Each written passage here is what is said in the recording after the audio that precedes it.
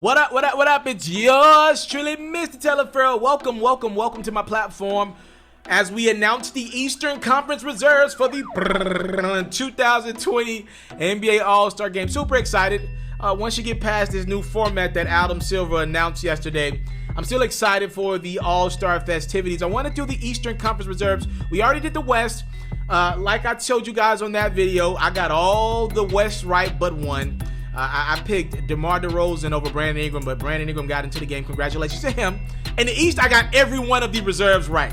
But first, I want to congratulate the starters. So congratulations to Trae Young, Kemba Walker in the backcourt. And then we got Giannis, the captain, Pascal Siakam, and Joel Embiid rounding out the starters. So let's now announce the reserves for the Eastern Conference All-Star team. We got Jimmy Butler for the Miami Heat. Well-deserved. Got Miami right in the mix. Kyle Lowry of the Toronto Raptors. I think another well-deserved. Ben Simmons of the Philadelphia 76ers. Congratulations to him. Well-deserved. And congratulations to Chris Middleton making the game for his second straight year. Milwaukee's got the best record in NBA. Well-deserved. Now let's congratulate some first-timers.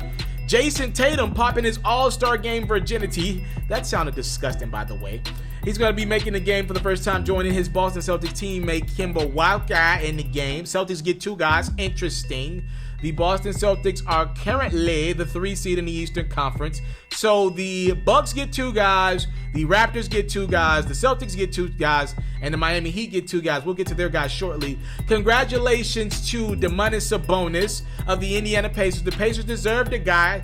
They didn't get two. Oladipo's obviously been out with injury. It would have been Oladipo had he been healthy, most likely. But the Pacers are 31-17 as I make this video. They deserve someone. Sabonis has been their most consistent player. With Brogdon getting injured, a couple other things happening throughout their season.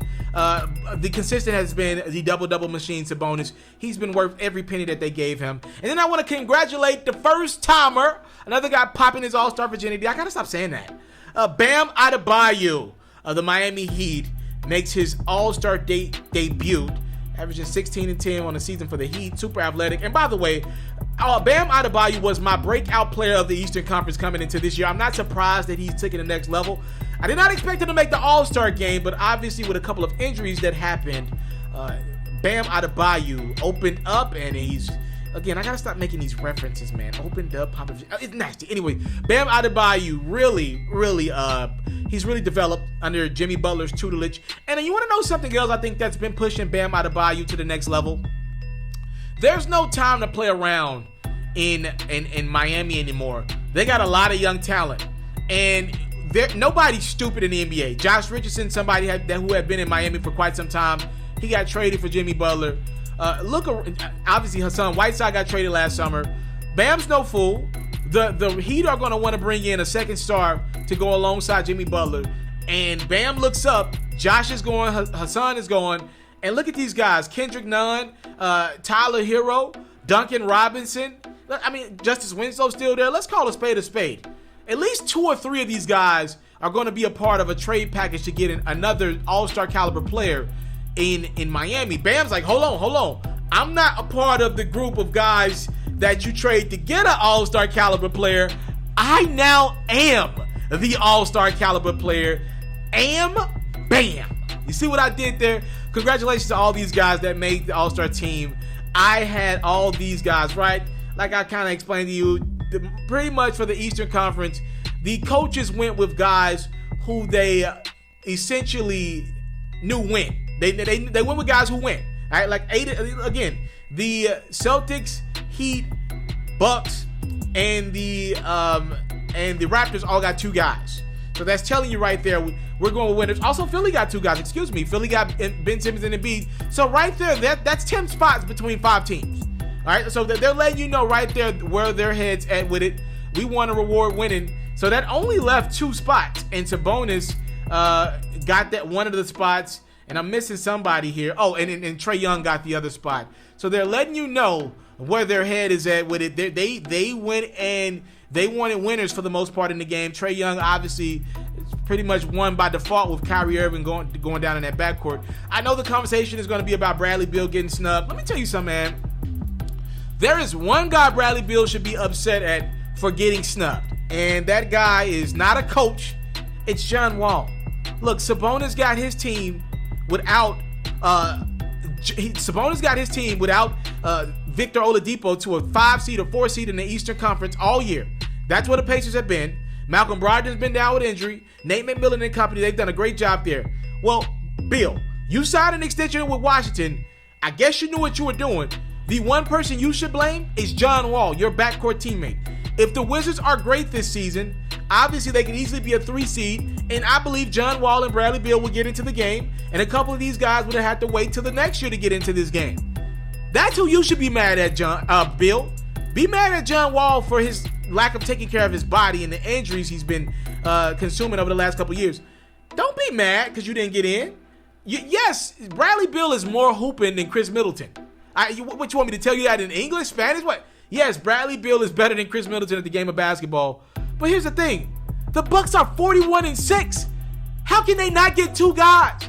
They've lost 6 games and we're more than halfway through the season. I'm sorry. This team's on pace to potentially win 66, 68, 70 games. I'm sorry, Brad. They got to get 2 guys, bruh. They're going to get 2 guys. I'm sorry. Bill, your team is 16-31. You've missed time. You've reportedly now been pouting in the locker room, which is un-Bradley Beal-like. So I know he's getting frustrated. To me, Bradley Beal ruined his chances at really righting some of the wrongs. And it's not his fault. This phenomenal guard out of Florida, he's been incredible. But it's the team he plays for, that Washington Wizards organization. They're not good. They're not good, and John Wall's going to make $200 million over the next 5 years. Simple as that, right? Bill had an out. He could have been a free agent, not this summer, but the next summer, 2021, with Giannis. This your dumb fault for signing that extension in Washington. You could have easily left Washington in about a year or two's time. You don't make another All-Star game, so what? You put yourself in position to do that. You leave Washington, probably stay in the Eastern Conference. You watch what happens to Greek Freak, right? And you could have easily been an All-Star. And I'm going to be honest with you. You probably could have called some shots for yourself in Washington. Think about it. If he doesn't sign the extension, the Wizards would have been forced to make a move for, let's say John Wall's not ready to start at the top of next season, which I believe he will be, but you never know with that guy. And God rest the dead, he lost his mother. I know he's been battling through it with it mentally. His body, obviously, he's trying to get back to who he was on the court. Let's say Bill's not ready to be who he was, or maybe he can't get back. Next year, you could have been in the final year of your deal, and nobody was going to trade for John Wall to take on his $44, $45 million a year. Well, the Wizards had to protect themselves. At some point, if you would have been unwilling to sign an extension, at some point the Wizards would have had to be like, yo, all right, Brad, we can't pay you $200 million as well, which is what he could get. We got to trade you. We don't want to trade you. Will you sign an extension with us? And all you had to do was say, nah, I don't want an extension. I want out. Or I want to play out my contract and test the waters of free agency. Then I believe, because, again, all that money the Wizards organization has to pay John Wall, and you guys suck, y'all not making the playoffs, they would have probably had to trade Bradley Beal by default. Then Bradley Beal could have controlled his shots. He could have said, yo, well, I'm in the last year of my deal. Unless you guys trade me to Milwaukee, unless you guys trade me to whatever team Bradley Beal wanted to go to, Atlanta maybe, wherever he wanted to go, Philly maybe. Unless you guys trade me to where I want to go, I'm not signing an extension.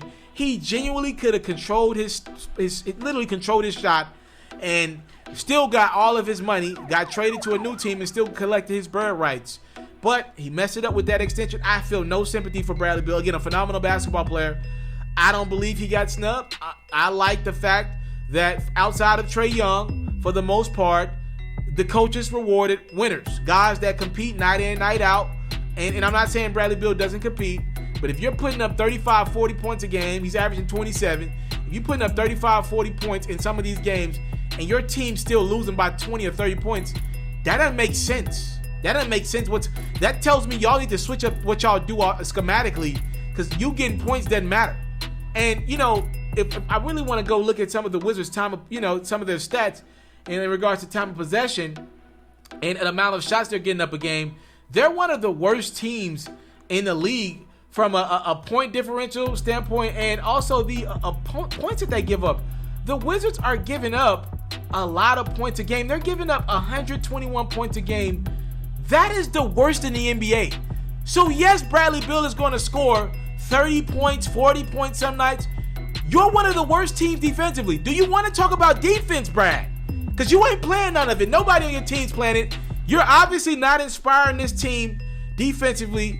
You're inspired offensively, but you guys clearly don't get it done offensively as a team.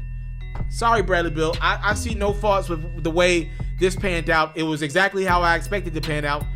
I knew everybody that was going to get in, and I think the coaches got it right. Y'all let me know what y'all think, though, in the comment box below. And while you're at it, let me know what you think about the new All-Star Game format in the comment box below. Talk to you later. Thank you guys so much for the time, love, support. I don't take it for granted. Salute. I'm out. You into sports, we got you. NFL news, I got you. NBA news, NBA highlights, NBA full coverage, feature stories, all that great stuff, I got you. We even got a little bit of Madden and 2K mixed in. Subscribe to this platform, and I got you. More quality content on the way. Subscribe.